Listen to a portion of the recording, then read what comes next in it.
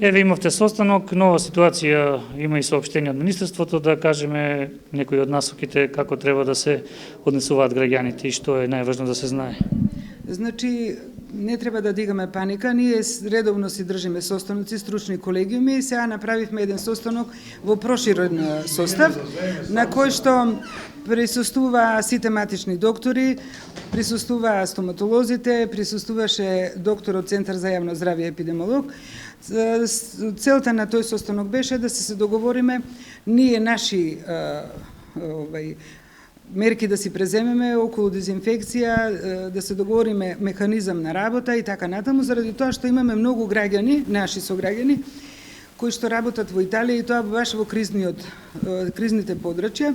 Веќе почнаа постојано да доаѓаат, великденските празници се на праг, веројатно ќе имаме уште повеќе за да можеме да реагираме на време, да не се случи да ни се прошири епидемијата од Италија баш кај нас во Делчево. Ние сме мало место погранично и така сме оптеретени со граници и со патници постојано.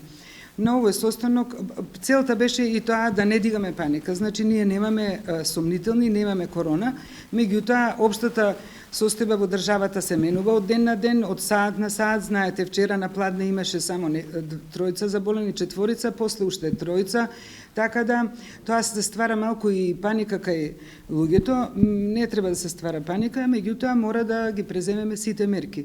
Се договоривме со матичните доктори кои што имаат највеќе влијание кај пациентите, да ги обавестат сите, еве јас сега ја користам оваа прилика, да ги повикам сите пациенти хронични, оние кои што немаат потреба секој ден да се контролираат, да не доаѓаат за анализи кои што се хронични, да речеме простата тест, тест за тироидеа, за обична крвна слика, за рентген на скелет кој што ете го боли колено, пациентот или има проблем со кичмата, не мора тие 2 месеца да се снимаат, затоа што прво себе си се загрозуваат, ги загрозуваат домашните без потреба да не излегуваат, особено на места каде што има гужва. Да речеме во лабораторијата постојано има гужва, допирни точки имаат пациентите, да избегнуваат да доаѓаат ако навистина немаат потреба. Тоа е најдобрата превентива.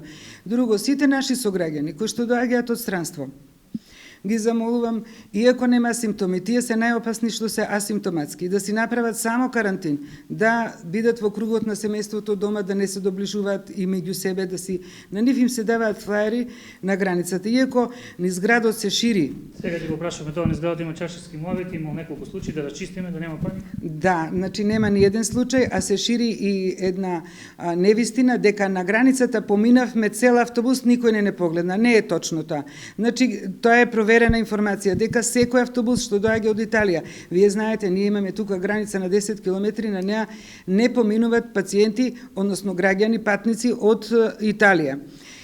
Сите автобуси, комбиња и приватни коли кои што поминуваат на Табановце се прегледани и на сите им е дадено напатствие како да се однесуваат и флаери.